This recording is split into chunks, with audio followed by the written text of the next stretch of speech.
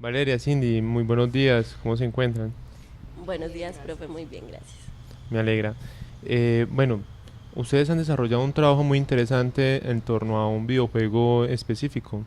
Nos gustaría, sería interesante que nos compartieran un poco de en qué consistió ese trabajo alrededor de este videojuego. Bueno, en primer lugar, es aclarar como que nosotros enmarcamos la aplicación que analizamos dentro de lo que es concebido como la gamificación, ¿cierto? No es precisamente un videojuego porque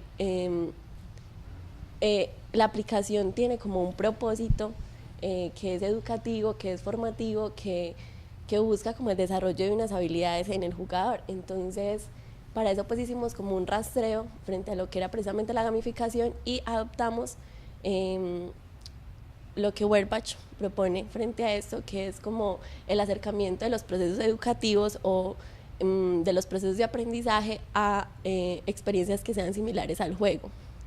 Entonces en ese sentido pues es como donde marcamos esta aplicación dentro de lo que es la gamificación y deseamos pues como analizar cuáles eran esas potencialidades educativas frente a lo que proponen los estándares a nivel nacional, ¿cierto?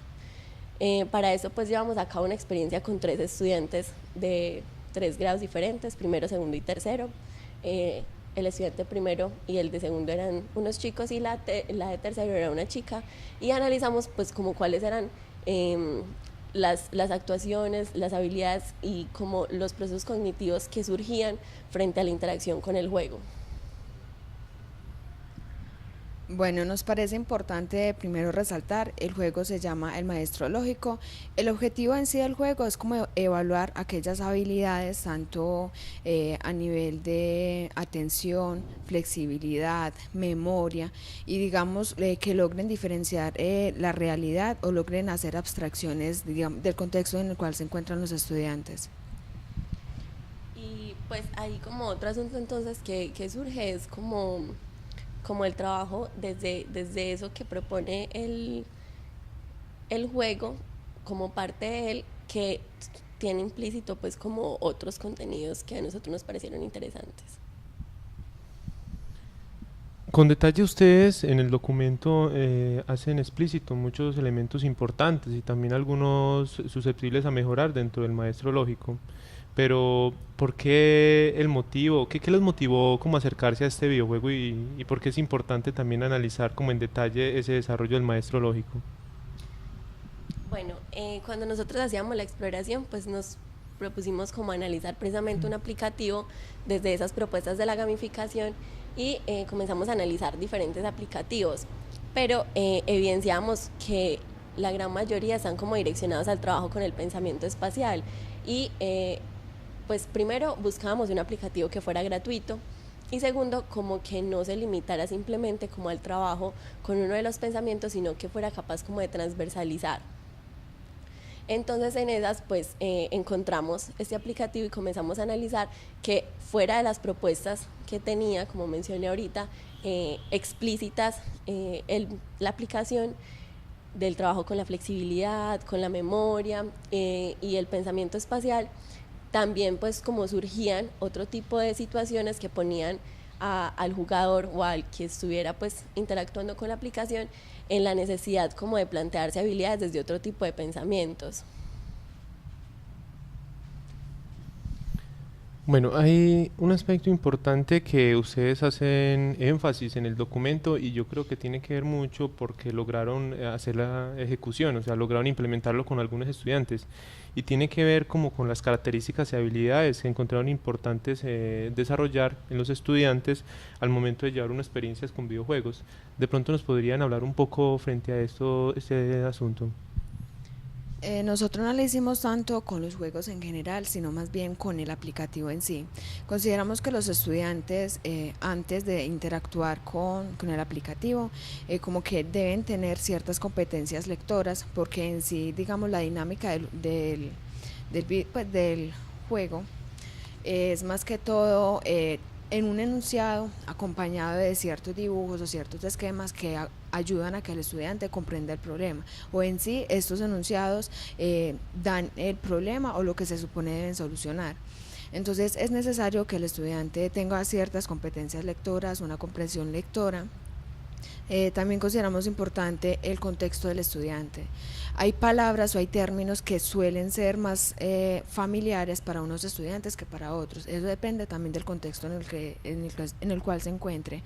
Los estudiantes que hicieron parte de esta pequeña investigación son incluso de contextos diferentes, en el sentido de que uno de los estudiantes es de un colegio privado y los otros dos estudiantes son de colegio público. Entonces como que también se ve una marcada diferencia con relación a la capacidad lectora, la ampliación de vocabulario. Entonces pues yo creo que eso también creemos que eso también es parte fundamental en el momento de analizar un aplicativo. Sí, o sea, algo pues como que nos pareció muy importante es eso del contexto de los estudiantes y cómo también pues los aplicativos tienen o no en cuenta a dónde están direccionados o a dónde va a llegar o a cuál va a ser su alcance pues como a nivel cultural, en el término pues en el hecho de llegar a diferentes culturas. Por ejemplo, uno de los ejemplos más marcados fue en una de las situaciones les proponían a los chicos tocar, organizar unas pelotas de la más ligera a la más pesada. Entonces, en ese sentido, pues 2 de los chicos tuvieron como grandes dificultades a la hora pues como de desarrollar el problema, no porque no supieran como cuáles eran una distinción entre lo que es liviano y lo que es pesado, sino por el término ligero, porque el término ligero a nivel contextual para muchos representa como rápido, inmediato. Entonces pues se presentaba ahí como un conflicto frente a lo que ellos creían y frente a los que le proponía pues el problema. Otro aspecto que llama mucho la atención de ese trabajo que ustedes desarrollaron es como el rigor o el juicio que tienen al momento de analizar ese recurso. Ustedes, el maestro lógico, lo analizan en relación a los pensamientos matemáticos que se trabajan en Colombia desde el Ministerio de Educación. En ese sentido, me gustaría que nos contaran de pronto un poco cuáles fueron los elementos los más potentes o también las debilidades que encontraron al establecer ese vínculo específico del maestro lógico con la educación matemática en el contexto colombiano.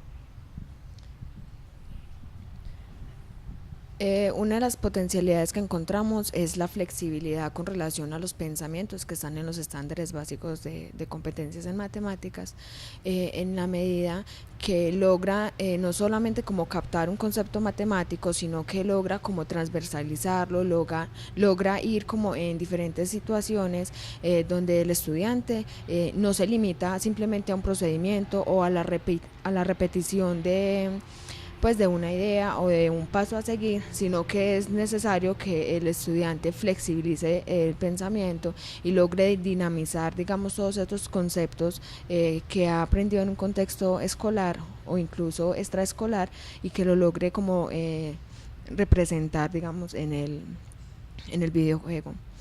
Otra de las cosas que consideramos también como importantes con relación al juego es el aspecto físico. Es llamativo, tiene pues colores, es gratuito, también estamos como con el objetivo que en sí se plantea el videojuego. La otra cosa es que no se limita simplemente al pensamiento matemático, independiente de las competencias que estemos mirando, sino que también hace un rastreo de las ciencias naturales, de las ciencias sociales, pues como que logra no solamente tomar el aspecto matemático, sino otras ciencias.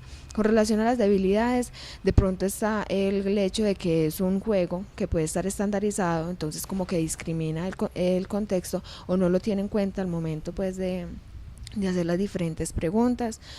Otra sería que no en cuenta como con un concepto a trabajar, entonces digamos no es como apto para decir no, hoy voy a trabajar fracciones, no sé, suma, diferentes problemas con solamente un concepto matemático, no, pues es imposible a desarrollar solamente uno. Sí, o sea, nosotros como específicamente con lo referente a los pensamientos, encontramos pues que el aplicativo no es como apto como para desarrollar un concepto como tal a nivel educativo, sino que permite pues específicamente en el pensamiento métrico, numérico, geométrico y variacional.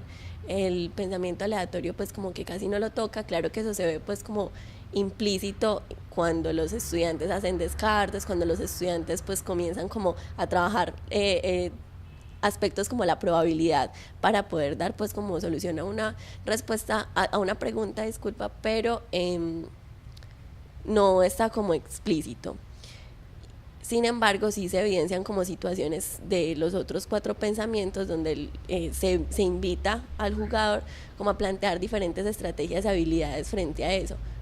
Las estrategias son otro de los asuntos pues como que nosotras evidenciamos en las experiencias de los chicos, y es que hay como un aprendizaje más significativo de lo que propone el juego cuando los chicos se plantean estrategias previas antes de hacer la interacción o antes de proponer una solución a la pregunta del juego. Entonces evidenciamos como que había una comprensión mayor de lo que se hizo o de la solución que se propuso cuando los chicos o cuando entre los 3 chicos que hicimos la experiencia se planteaban estrategias previas y se tomaban un tiempo como para determinar qué era lo que me estaba pidiendo el juego, qué era lo que yo necesitaba para proponer una solución a los problemas. Valeria y Alejandra, muchas gracias por contarnos este desarrollo del trabajo que han logrado. Con seguridad las personas que estén observando este video esperan que de pronto trascienda y lo puedan llevar a otros eventos donde puedan dialogar con otros académicos en torno a esas reflexiones tan detalladas y específicas que han logrado en el uso de los videojuegos. Bueno, muchas gracias y espero verlas en otra oportunidad también dialogando. Bueno, muchas gracias.